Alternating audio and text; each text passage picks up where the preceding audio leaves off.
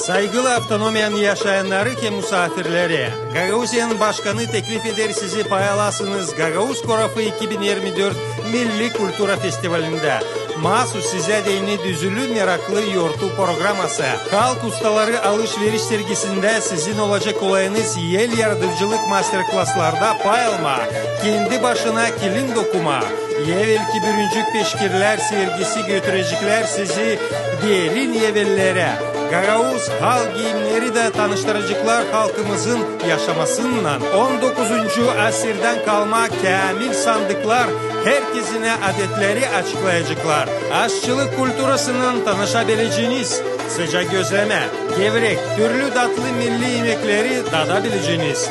Yurtunun küçük misafirlerini sevindirecek uşak iyilenmek meydanı. Bütünden dağılma yurtuya deni oyun meydanı işleyecek.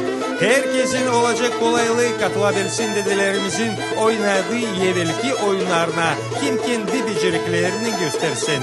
Buluşarız Kongaz'da, Gagauzyalı'nın parkında Ceviz ayın 7'sinde saat 10'da. Beraber biz koruyacağız hem ilerleteceğiz halkın milli kulturasını.